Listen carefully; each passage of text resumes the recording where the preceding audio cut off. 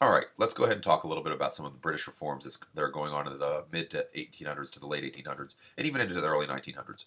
A lot of these reforms are moving towards liberalism, the idea that equality, liberty, demanding representative government, equal representation under, or equal equality under the law, individual freedom. These are all liberal ideas that come out of the Enlightenment and were really advocated by the French Revolution. But the British take a different way of getting there.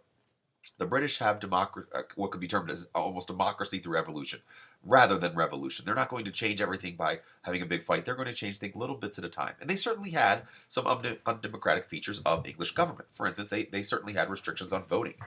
You had to be over a certain age. You had to have a certain amount of property to vote. Um, and so there were all these qualifications, and they start to move away to get rid of those. They practiced what was called an open ballot, which is kind of the opposite of a secret ballot, where when you vote, you're out in public, and everybody gets to see you voting. Everybody gets to see who you're voting for, and this led it to intimidation and things like that. And so a lot of Britain starts to move towards the secret ballot, which has issues of its own. Don't get me wrong. Um, but nonetheless, they start to move away from the open ballot and over towards the secret ballot. Uh, Britain struggled with representation. The original districts for Parliament, which are called boroughs, were drawn up when Britain was really more of an agrarian society. And so what had happened was during the Industrial Revolution of the 1800s, you would see this huge population shift to the cities, and this left boroughs out in the countryside, especially where there was almost nobody there. And so it made it really easy to buy those boroughs, buy those elections, and put people in Parliament who are favorable to you. And these, again, were called rotten boroughs or pocket boroughs. These are basically synonymous terms. The restrictions on even holding office in Parliament. Again, you had to have so much property.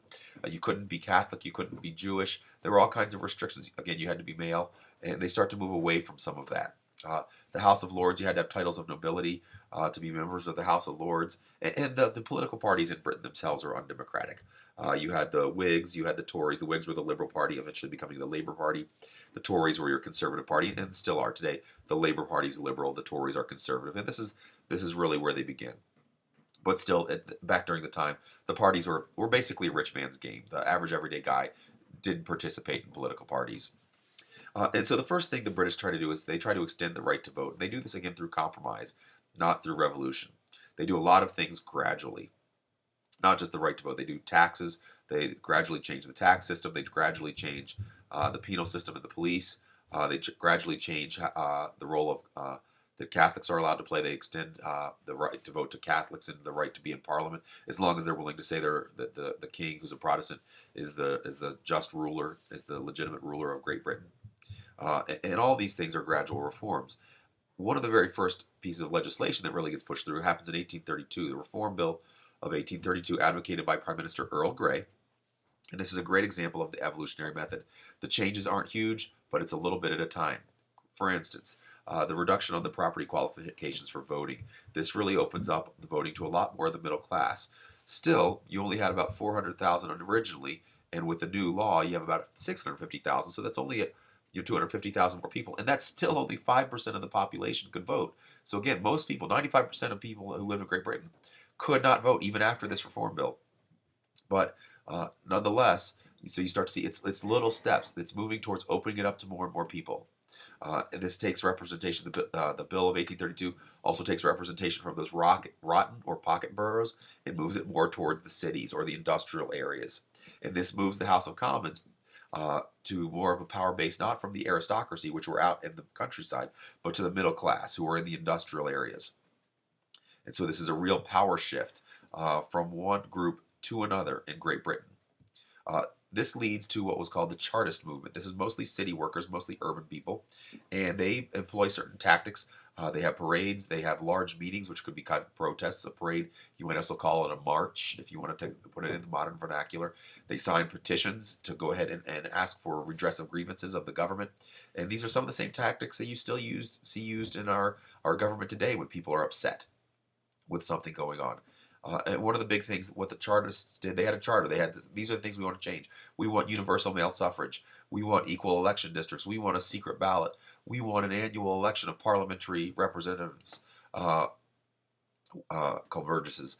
We want to have no property qualifications for Parliament. We want salaries for members of Parliament. It's important to note that when they asked for all this stuff, they were shut down. They lost. But gradually, over time, almost all of these reforms that they wanted get put into place. Eventually, Britain does extend the right to vote to all men. They do go ahead and they have equal election districts. They do push towards a secret ballot eventually, even though the Chartists didn't get that at first. The annual election of members of Parliament, something that isn't pushed through as much, but the property qualifications for Parliament are eventually pushed to the side. And salaries for members of Parliament. This was a big deal. They wanted salaries for members of Parliament because, in truth, if you didn't earn any money for serving in Parliament, who could serve in Parliament? Who could afford to give up their job and go spend a year or two doing legislation for no money? Well, the only people who could afford that were wealthy people. And so that meant that Parliament was not possible for the working man, that you couldn't become a member of Parliament if you were just a regular guy. Having a salary for a member of Parliament enabled that. Of course, that also opens up the possibility that members of Parliament can vote themselves raises and do different things. So there's other issues that come along with that. People can get wealthy just by serving in Parliament. But nonetheless, the idea originally was that you open Parliament up to the average man. Along comes also then the Reform Bill of 1867. This is pushed forward by Benjamin Disraeli, who is a conservative, a Tory. And the reason why he pushes for it is he wants to reduce property qualifications so that they extend to city workers. And he hopes that by doing this, the city workers will gravitate towards the Tory or the Conservative Party. It backfires. The workers don't turn to the Tory Party. They go right over to the Liberal Party. So they all now have the right to vote. They all sign up, and bang, they hop into the Liberal Party, which is a huge, devastating blow for the Conservative Party in England. And from that Liberal Party, then, they formed the Labour Party. And so today, till this day, really in Britain, the Liberal Party is the Labour Party. The Conservative Party are your Tories. Along comes William Gladstone, another very influential prime minister, just like Disraeli. They serve right around the same time as one another. Gladstone promotes the secret ballot and eventually gets it pushed through. He promotes the Reform Bill of 1884, which extends the vote not only to city workers but also to agricultural workers. A few years later, you have the Reform Bill of 1918, which does finally, remember those Chartists that won universal suffrage? Finally, 1918, universal suffrage is achieved, at least for men. Men over the age of 21 are now allowed to vote. Women, still not all of them, but for the first time, women are extended the right to vote. All women over 30 now, because of the role they played in World War I as a sign of gratitude from a grateful nation, they said, okay, you guys can vote too. And so eventually that will then, at the Reform Bill of 1928, be extended to all women over 21, finally have the right to vote. And universal suffrage is a reality in England. Legalization of unions. The Reform Bill of 1928 does a lot to really change the fabric of British society. It legalizes unions, as I just said. They reformed the criminal code, and they passed some significant new labor laws, which really define the modern British society till this day. Workers' compensation. If you got hurt on the job, your company had to help pay for that. The minimum wage was established in 1928. They passed a social security system. The United States will pass one of their own a few years later. They passed the nationalized health care system, which Britain still has till this day, and which is still something that a lot of liberals in the United States would like to see implemented here. And of course, there's controversy around that right now. Other reforms that happened, they repealed the Corn Laws. The first Corn Law was passed in 1804. It was proposed really by the landowners because what happened was they were facing competition from overseas. People could import grain cheaper than they could grow it. And so in order to protect their own business, their own property, their own profits, they imposed a duty or a tariff on imported corn. And that lasts for a few years until 1816, when all of a sudden all the farmers in England couldn't grow enough food. They had a bad harvest.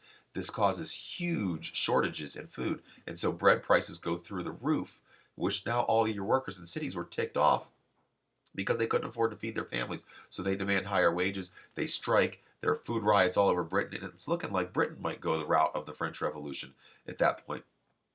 But it doesn't. The next harvest is better, and the Corn Laws stay on the books for a while longer until 1846, when they're finally repealed. And you think, oh, thank goodness, you've got rid of those bad, guys who are looking to just protect their profits.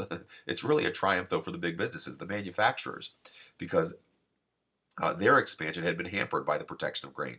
It's a huge blow to the small farmers. It puts a lot of small farms, a lot of guys out in the countryside out of business. And so it's a huge blow for a lot of small guys out in the countryside. It does create a lot of jobs in the ports, though, and really extends British shipping. So lots of consequences to the repeal of the Corn Laws. There's also child labor laws. In 1833, They passed child labor laws saying children under 13 can't work more than 9 hours a day. And if you were 13 to 18, they put a total number of hours a week you could work, and only work 69 hours a week. 1847, they passed another law that says no child under 10 can work in the mines, and no more than 10 hours a day for children under 18 and for women. Eventually, from those child labor laws, they would go ahead and extend that 10-hour day to everybody, to men as well. And so child labor laws, other significant reforms that took place during this time period.